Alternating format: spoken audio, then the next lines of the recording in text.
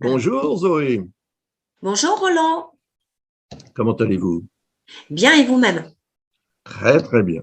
Je suis content de pouvoir parler avec vous un petit peu pour vous Oui, présenter à tous nos amis qui nous font confiance depuis plusieurs années et qui vous ont d'ailleurs confié beaucoup de travaux, hein. Vous avez fait beaucoup d'analyses oui, depuis que vous avez commencé à travailler avec Ablas. C'est formidable.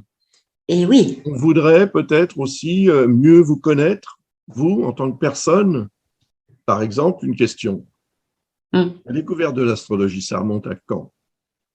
Oh là, alors, petite, j'étais fascinée par les symboles.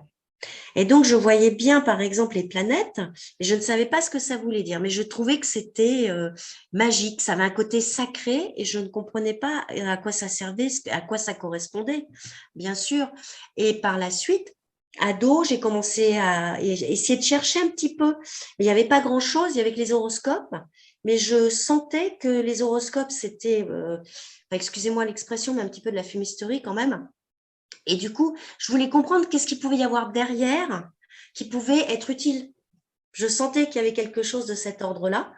Et donc, j'ai cherché, cherché. Et puis, au fur et à mesure, je suis tombée sur des livres, etc. Et donc, j'ai été passionnée. Alors, au début, j'y comprenais rien du tout. Mais je trouvais ça tellement beau que voilà. Et alors, est-ce qu'il y a une petite anecdote qui pourrait vous avoir mis sur la voie d'apprendre vraiment et d'en faire, on peut dire quasiment votre métier maintenant? Oui. Alors, je devais avoir 15-16 ans et avec un ami qui lui aussi cherchait par rapport à l'astrologie, on a eu envie, alors c'était l'époque du Minitel pour tout vous dire, donc ça date, hein. Et là, donc on s'était dit, mais normalement, si on est logique avec les thèmes astrologiques, on pourrait marier les gens entre eux. En fait, on parlait de synastrie, mais on ne savait pas qu'on parlait de ça à l'époque. Et donc, on avait pour projet idéalement un jour de pouvoir faire ça. Bon, entre-temps, on s'est perdu de vue. Moi, j'ai continué mon chemin, je vous ai rencontré, c'est passé plein de choses. Et donc maintenant, je le fais d'une certaine manière. Quand il y a des synastries, effectivement. Et donc, la période au cours de laquelle vous avez vraiment étudié pour en faire quelque chose de concret de cette astrologie qui peut être Oui, galvaudée, c'est vrai. tout à fait. Alors moi, j'ai commencé en fait en 2006 parce que j'ai rencontré à l'époque un vieux monsieur qui m'avait subjuguée parce qu'il ne me connaissait pas et qui m'avait fait un thème. Enfin, c'était extraordinaire. Il m'avait sorti des choses, voilà. Et donc, j'étais sortie de chez lui, je ne marchais plus, je volais, tellement j'étais heureuse. Et là, je me suis dit, je veux faire ça. Et donc, à l'époque, il donnait des cours et je les ai suivis vraiment de manière très assidue et je travaillais énormément à la maison par rapport à ces cours. Et donc, après, j'ai continué. Entre-temps, j'ai un ami qui m'a parlé de vous.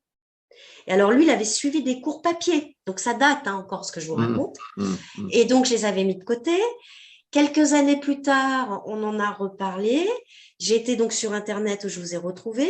Et là, donc, je me suis dit, ben, je me lance. Et Et donc, vous donc, avez suivi la formation dite professionnelle, c'est-à-dire tout à fait. c'était sur une année, c'est ça?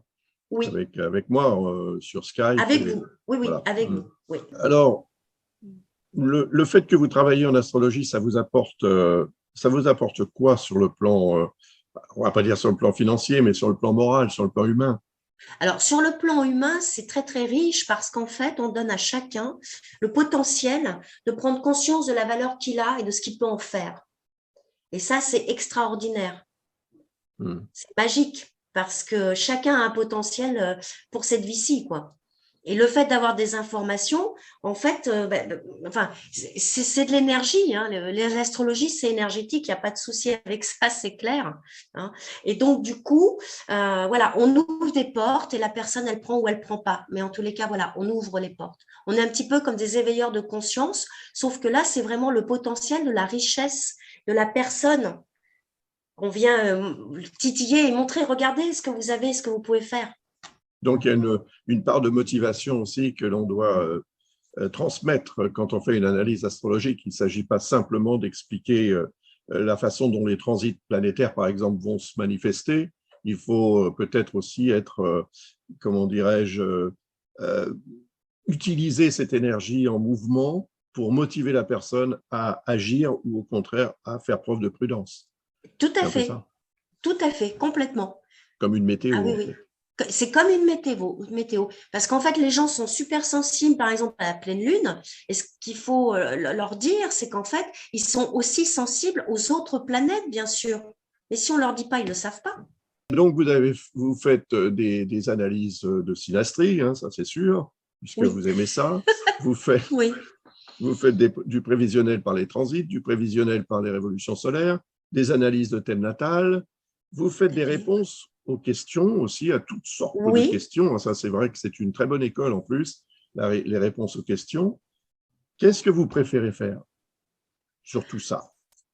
Moi, j'aime beaucoup le thème natal parce que c'est vraiment le terreau de base.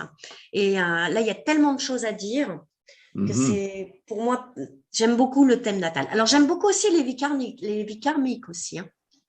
Ah Ouais, oui, j'aime bien les aussi. analyses karmiques, effectivement, j'avais Mm. oublié, qui sont très, très intéressantes, c'est sûr, Oui, et qui peuvent donner vraiment des clés ah sur oui, la façon de gérer cette existence, cette présente existence, très exactement. important, qui émane de la précédente, et Et oui, surtout, surtout, il ne faut pas l'oublier, qui prépare la suivante. absolument.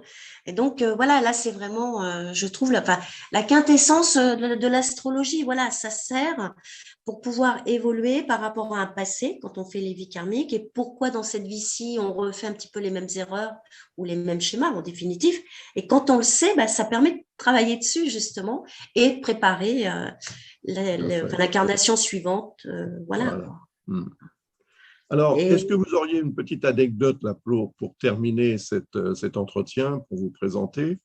Une anecdote professionnelle, quelque chose qui vous revient à l'esprit, une situation, je ne sais quoi, qui a pu vous marquer comme ça dans votre parcours. non, moi, ce que j'apprécie surtout, c'est quand c'est des consultations qui sont en direct, en fait, où là, les gens sont extraordinaires, que ce soit au téléphone ou par Skype, parce que je suis pas une grande virtuose hein, de tout ce qui est informatique, mais ça, c'est vraiment sympathique parce que il y a un lien qui se fait, on peut échanger, voilà, c'est interactif et c'est magique. C'est un cadeau pour la personne, mais c'est aussi surtout, je trouve, un cadeau pour moi, en fait. Il y a un moment donné où on n'est plus dans l'astrologie et on est dans la confidence, j'ai envie de dire, presque d'âme à âme. Hmm. Alors c'est vrai que bon, j'ai un vécu qui fait qu'il est assez riche et c'est tant mieux. Mais donc c'est vrai qu'à un moment donné, on est dans autre chose.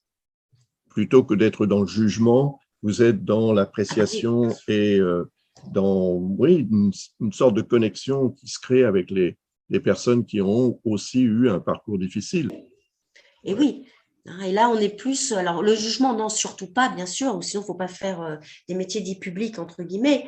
Mais on est surtout, oui, dans la compassion, parce qu'on, voilà, il y a quelque chose qui se crée naturellement. Et donc, sous couvert d'astrologie, en fait, on va beaucoup plus loin que ça. Est-ce que vous pensez que l'astrologie a un aspect thérapeutique? Oui, absolument. Ne serait-ce déjà que par le fait de parler, de verbaliser les choses, même si la personne ne dit non, là, moi, non, ça ne me parle pas, je ne suis pas comme ça, par exemple. Il y a des choses qui vont se passer sur un plan un petit peu plus subtil et elle va prendre conscience de certaines choses dans les temps qui viennent. Donc oui, il y Voilà. a un côté thérapeutique, bien sûr. L'astrologie, pour moi personnellement, ça m'a énormément aidé et ça continue à m'aider.